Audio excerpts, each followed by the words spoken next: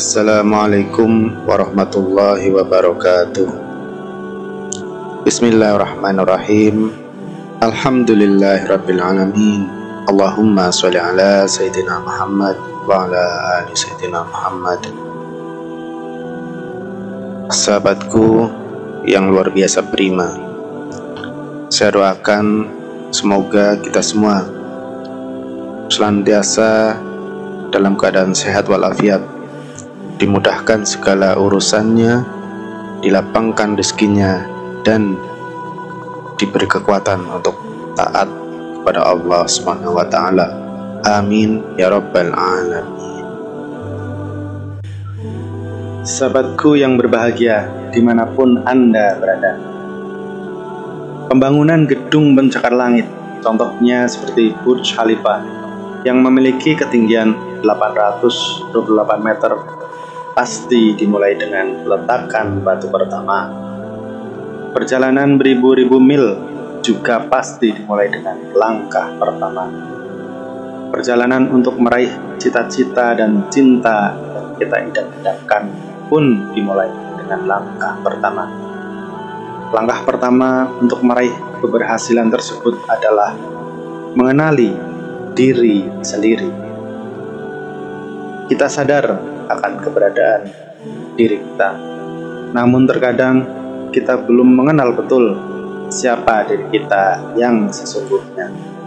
Ada saat-saat kita merasa asing dengan diri kita sendiri, terutama di saat-saat sedang diuji dengan sedikit kesusahan dan kesedihan. Selain Tuhan, orang yang paling mengenal diri kita adalah kita sendiri.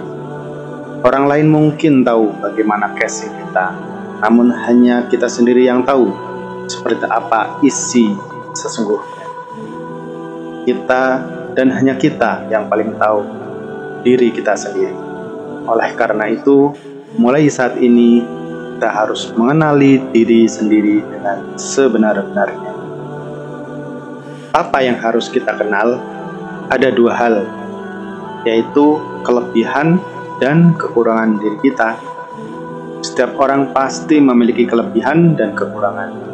Dua hal itu tidak bisa dimungkiri keberadaannya, dan terkadang beradu kekuatan di dalam diri kita. Berfokuslah pada kelebihan diri, maka hal itu akan mendatangkan kemajuan. Bila orang lain hanya memandang kelemahan dan kekurangan kita, jangan ambil pusing, karena sebenarnya orang itu tidak tahu apa-apa tentang kita. Kitalah yang paling berhak menentukan anggapan atau persepsi terhadap diri kita sendiri. Kita adalah hakim agung dari diri kita sendiri. Setiap orang pasti punya bakat yang menonjol dan sulit disaingi oleh orang lain. Setiap individu pasti memiliki potensi dan keunikan sendiri-sendiri. Kadang kita bisa melakukan sesuatu dengan mudah, sedangkan orang lain justru kesulitan melakukannya. Kita juga sering kagum melihat orang lain bisa melakukan sesuatu yang sulit kita lakukan. Ada teman yang ketika disuruh mengikuti lomba pidato, dia sigap mengiyakan, dan akhirnya dia berhasil menyabet juara pertama. Akan tetapi bila disuruh ikut lomba nyanyi atau karaoke, dia pasti akan lari, atau kalau tidak, pura-pura pingsan. Saya jadi teringat adik bungsu saya di masa kecil. Kalau saya suruh membaca buku atau menulis, dia bukannya berkata iya, melainkan langsung mengambil gitar dan bergegas keluar. Tak berapa lama kemudian terdengar suara anak bernyanyi serak-serak kering diiringi melodi gitar. Namun bila ada acara MotoGP, dia akan duduk manis di depan TV dengan mata tak berkedip. Dia bahkan bisa memengaruhi kakak dan ibunya menjadi penggemar acara tersebut. Ia menempel foto-foto pembalap idolanya di kamar. Ia pun mengumpulkan artikel-artikel tentang MotoGP sampai menumpuk. Adik saya ini tidak tanggung-tanggung jika melakukan itu. Ia pasti menekuninya sampai dalam. Saat dia gemar mengoleksi perangko atau filateli, dia bisa mengumpulkan perangko dari berbagai negara, padahal saat itu dia masih duduk di bangku SD. Saya kadang heran bagaimana dia bisa melakukan. Demikian juga saat dia sedang gandrung menanam melon di halaman rumah. Dia bisa menunggui tiap hari.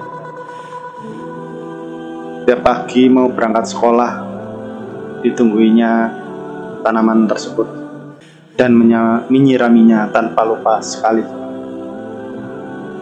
Tanamannya seperti kekasih bagi dia, benar-benar memerhatikan dan memelihara tanaman. Namun ketika musim hujan datang, tanaman melon yang mulai berbuah itu mati semua karena iklim yang tidak cocok dan serangan hama. Demikianlah, setiap orang pasti memiliki hobi atau kegemaran. Dari sini kita bisa mulai mengenali kepribadian kita secara lebih mendalam. Kita bisa menekuni bidang yang akan membuat kita maju dan menonjol karena kita menyukainya dan berbakat di bidang tersebut. Ini akan membantu mempercepat perkembangan diri kita dibandingkan kita terjun di bidang yang tidak kita sukai atau kita kuasai sekadarnya saja. Lalu, apa yang harus kita lakukan agar kita bisa menemukan potensi diri kita yang sebenarnya? Berikut 3 hal yang bisa dilakukan. Yang pertama, menemukan bakat atau talenta kita. Yang kedua, mengasahnya.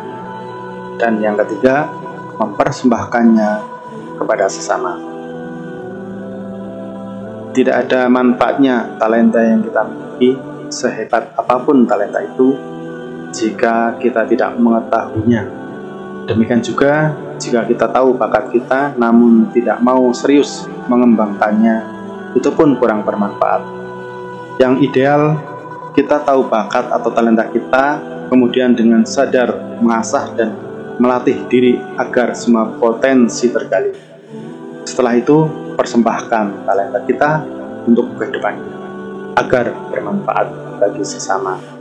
الذين آمنوا وعملوا الصالحات لنبوئنهم من الجنة غرفا تجري من تحتها الأنهار خالدين فيها نعم أجر العاملين الذين صبروا وعلى ربهم يتوكلون الذين صبروا وعلى